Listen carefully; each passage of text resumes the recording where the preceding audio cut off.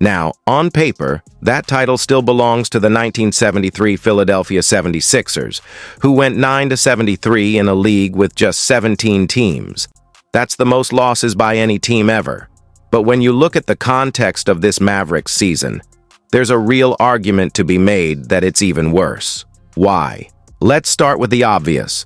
They traded away Luka Doncic, arguably the best player in franchise history, in what might go down as one of the worst trades the NBA has ever seen.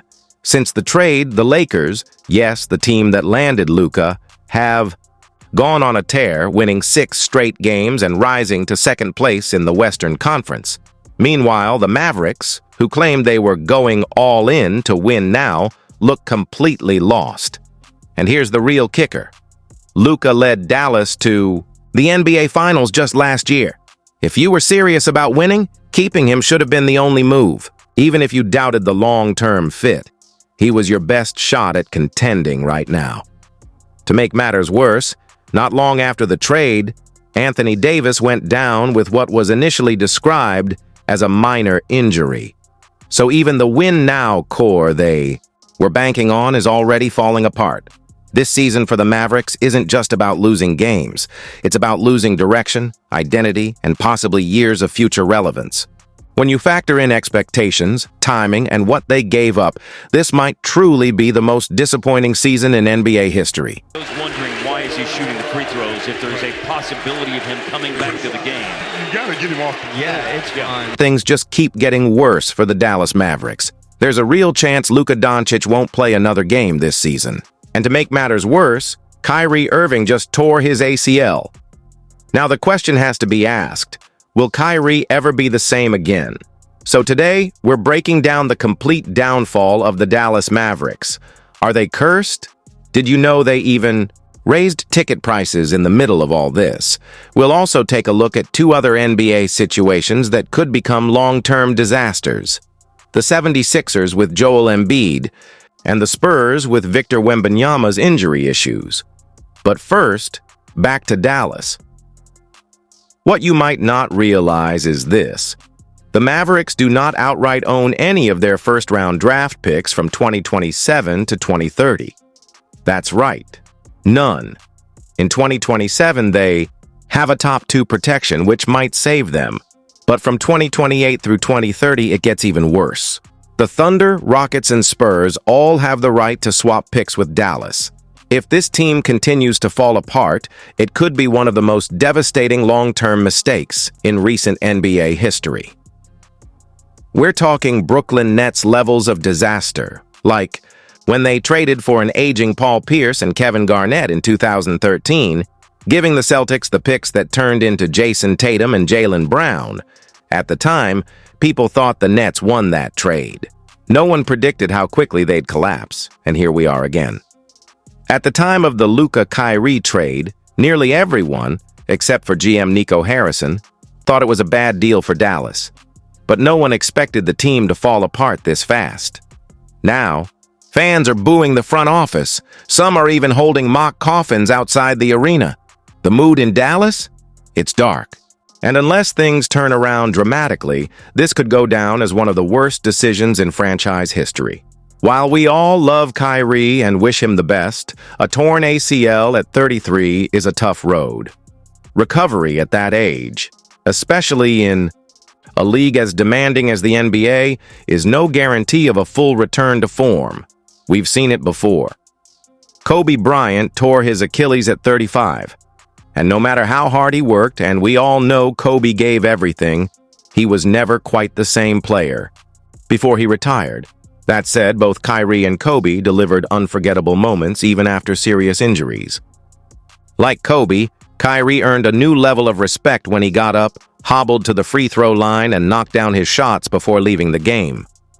That kind of toughness shows you exactly what he's made of. It's not just about talent, it's about heart. Believe it or not, Kyrie Irving's injury is now being blamed on the disastrous Luka Doncic trade. Since Luka left, the Mavericks have relied heavily on Kyrie to carry the team. In fact, before his injury, Kyrie was averaging 39, 3 minutes per game over his last 10 games, the most of any player in the NBA. Now, here's something interesting. The 1970 Celtics, 1999 Bulls, 2005 Lakers, 2015 Heat, 2019 Cavaliers, and 2020 Warriors all have one thing in common. Can you guess what it is? They all missed the playoffs just one season after reaching the NBA Finals. But there's more to it. They all lost a superstar during that time. The Celtics lost Bill Russell. The Bulls lost Michael Jordan. The Lakers lost Shaquille O'Neal. The Heat and Cavaliers both lost LeBron James. The Warriors lost Kevin Durant and also dealt with Steph Curry's injury. Now the Mavericks have lost their superstar, Luka Doncic. If Dallas had kept Luka, none of this mess would be happening. But the situation just keeps getting worse. Do I believe in curses? Not really.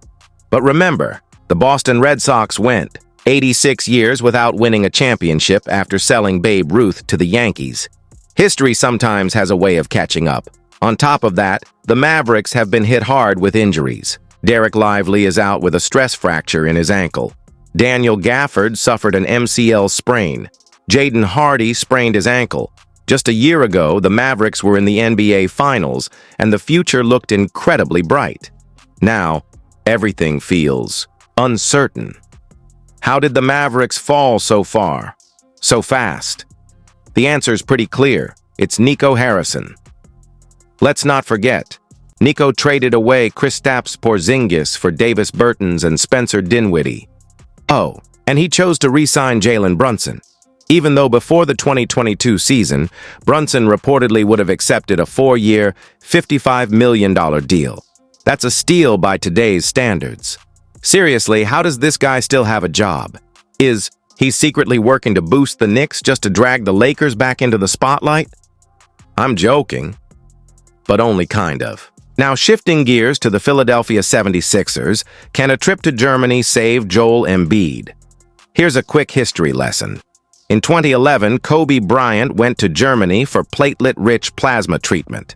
Before his torn Achilles in 2014, Kobe actually averaged 27, 6 points, 5 rebounds, and 4 assists per game between ages 33 and 34. Joel Embiid is now looking for a similar career-saving treatment. But honestly, things are starting to look pretty grim. Remember, Joel is signed through 2029 with a $67 million player option. That's a massive contract that the Sixers themselves agreed to. And hey, if you're enjoying this breakdown, don't forget to subscribe and hit those post notifications. It really helps out. It's been reported that the Sixers are trying to push Joel Embiid toward a medical retirement next season. That would only happen if Embiid misses an entire year of play.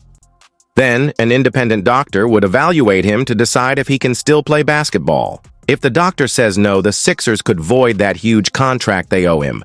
But let's be real here. Joel Embiid has come back from injuries many times before. He's owed about $60 million a year through 2029. So as long as he can stay healthy, enough to play even 20 minutes in a game and suit up for around 20 games a season, you'll probably still see him on the bench and occasionally on the court, while still eating up a big chunk of the salary cap.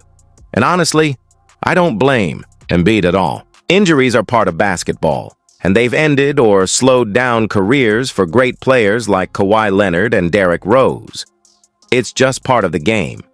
What's more concerning is that the Sixers' own medical team might have mishandled Embiid's situation. Listen to this. On February 24th, just a couple weeks ago, when Embiid was about to be shut down for the season, Sixers coach Nick Nurse said they were not at that point at all. He said they were still testing and trying to figure things out. But since then, Embiid has been shut down, and now the team is pushing for a medical retirement. Things have changed so fast, and it feels like a complete turnaround from what Nurse said. If we're just going by Nick Nurse's words, it's confusing. But if we're watching the games closely, it's clear something else is going on. We've seen Joel Embiid fighting through injuries all season. This is where the Sixers' medical staff might be at fault. You can decide for yourself. To get Embiid on the court, they've been giving him frequent injections in his left knee. That's risky, especially for one of the most injury-prone superstars in the league. Their reasoning? They don't think rest will heal him. Instead, they believe playing through the pain and building new muscle will help the injury.